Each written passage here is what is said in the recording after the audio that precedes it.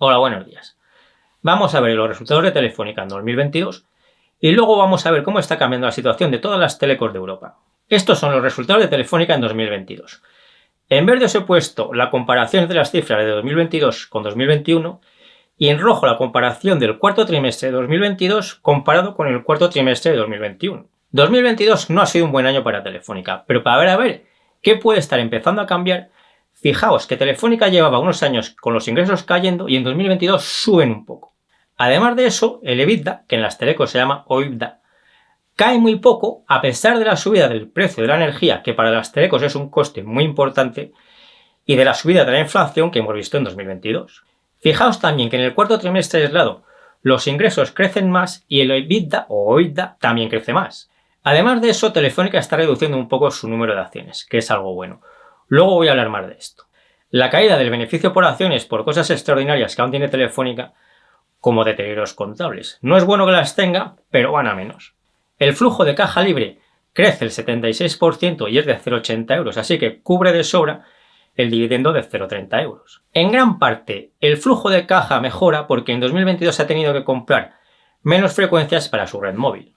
Esto es lo que se llama compra de espectro y unos años tiene que comprar más y otros tiene que comprar menos. No es un gasto similar todos los años, sino que hay oscilaciones de unos años a otros. Pero lo que se ha cambiado en 2022 es que las frecuencias se han comprado. Este año las telecos en Europa las han comprado a un precio más bajo del que las compraron en años anteriores. Es decir, si las frecuencias se han comprado en 2022, las hubiese comprado al mismo precio que en años anteriores, este gasto de compra de espectro habría sido más alto de lo que ha sido. Estos menores precios de las frecuencias en Europa son una pequeña mejora de la regulación que aún tiene que mejorar mucho más. Pero es un primer cambio positivo de la regulación. También ha ayudado al flujo de caja libre, que ha recuperado 1.300 millones de euros que le cobraron de forma indebida en España en años anteriores en impuestos. Pero además de eso, Telefónica está mejorando bastante su eficiencia. Y esto lo vemos en cifras como que ha mejorado el número de procesos digitalizados desde el 69% en 2019 hasta el 83% en 2022. Esto es una reducción de costes permanente importante. Los clientes crecen el 3,8%, que es un buen crecimiento. Y los que más crecen son los móviles de contrato, el 7,5%, y los de fibra, el 16,6%.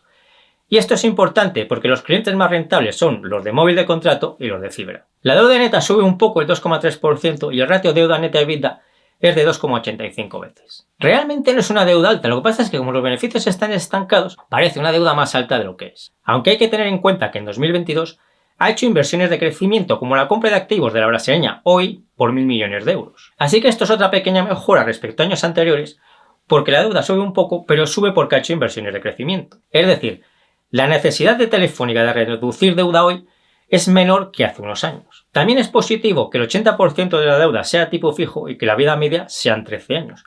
Porque esto quiere decir que durante los próximos años le va a afectar poco la subida de los tipos de interés. Hay más datos que mejoran respecto a años anteriores, como el de la rotación de clientes que se reduce. En conjunto, estos datos son algo mejores que los de años anteriores y algo mejores de lo que se esperaba a principios de 2022. Y esto que la inflación ha subido mucho y ha hecho que estos resultados sean peores de lo que habrían sido si la inflación hubiese estado en un nivel normal. Porque sin el problema de la inflación y de la subida de la energía, estos resultados habrían sido mejores por los ahorros de costes que está consiguiendo Telefónica. Vamos a ver ahora qué cosas van a mejorar muy probablemente los resultados de Telefónica en los próximos años. Va a cerrar totalmente la red de cobre en 2024 para usar solo la red de fibra a partir de entonces. Esto es importante porque la fibra en consumo de energía es un 85% más eficiente que el cobre. Quitando las telecos chinas, Telefónica es la teleco del mundo que tiene la red de fibra más grande en cuanto a que llega a más hogares y empresas. Esto quiere decir que ya ha pasado el pico de inversiones en cuanto a la red de fibra y a partir de ahora tendrán que invertir menos que en años anteriores y por eso mejorarán sus resultados y sus flujos de caja. La red de fibra de Telefónica está preparada para aumentar la velocidad de 1 giga a 50 gigas con una inversión muy pequeña. Eso lo hará cuando tenga sentido comercial hacerlo, pero lo importante es que ese cambio lo va a dar cuando sea con una inversión de dinero relativamente pequeña. Las pruebas de Open RAN siguen avanzando bien.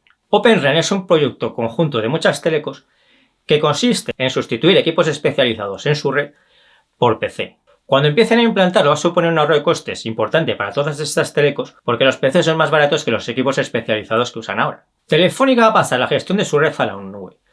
Y esto, además de reducir los costes, es posible que le permita aumentar los ingresos dando servicios nuevos. La filial británica O2 irá aumentando las sinergias por su fusión. Esta fusión se está desarrollando bien. Recordad que los planes de despido que hizo en la última década aún siguen siendo un lastre, porque hay muchos empleados que ya no trabajan, pero siguen comprando sus indemnizaciones hasta que les llegue la edad de jubilarse. Esto es un gasto muy importante o una salida de dinero muy importante que irá yendo a menos en la próxima década. Las dos filiales se creó, Tech e Infra.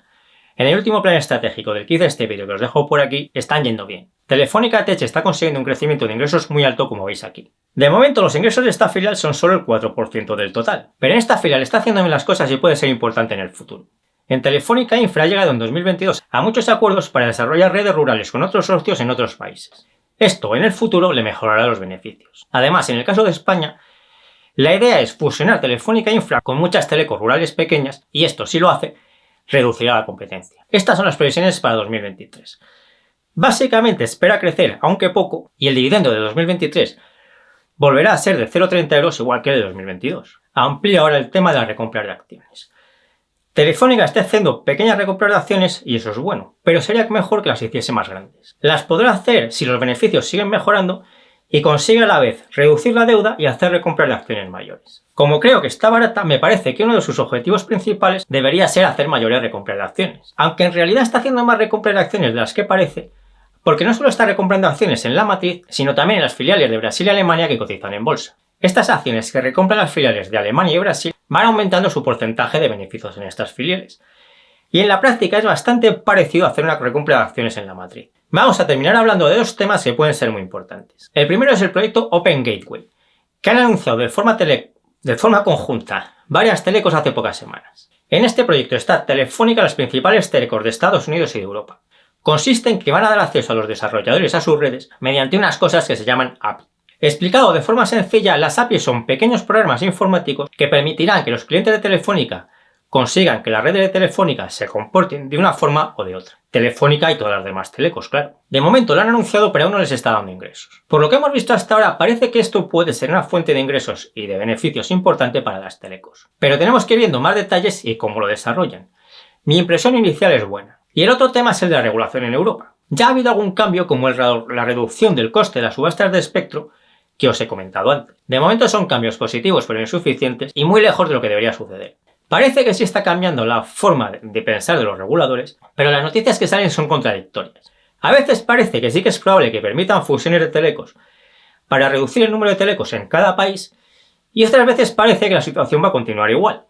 Lo que pase con la fusión entre Orange y MásMóvil en España es importantísimo para todas las telecos de Europa, porque probablemente va a marcar lo que suceda con el sector en los próximos años. Algo que ya ha cambiado es que España ya ha cambiado una norma sobre las frecuencias de las telecos que facilita la fusión entre Orange y MásMóvil. Y por tanto esto es una mejora de la regulación que ya se ha producido. Pero hay que esperar a ver las condiciones definitivas de esta fusión. Otro tema que puede ser muy importante o quedar en nada es lo de que las grandes tecnológicas paguen por el uso real que hacen de las redes, que es muy superior a lo que pagan por ellas. De este tema se lleva hablando muchos años y hasta ahora no ha cambiado nada. Pero parece que ahora algo sí puede cambiar. La Unión Europea ha abierto una consulta pública sobre este tema y eso ya es más que no hacer nada como había pasado hasta ahora. Esta consulta no asegura que vaya a mejorar la regulación de las telecos, pero es mejor que nada, que es lo que ha sucedido en años anteriores. Os dejo el enlace a esta consulta en la descripción del vídeo por si la queréis rellenar. Es una consulta similar a la que os comenté para mejorar la fiscalidad de los dividendos de las empresas extranjeras que comenté en este vídeo que os dejo por aquí. Por cierto, no hay novedades aún sobre esta consulta de los dividendos extranjeros.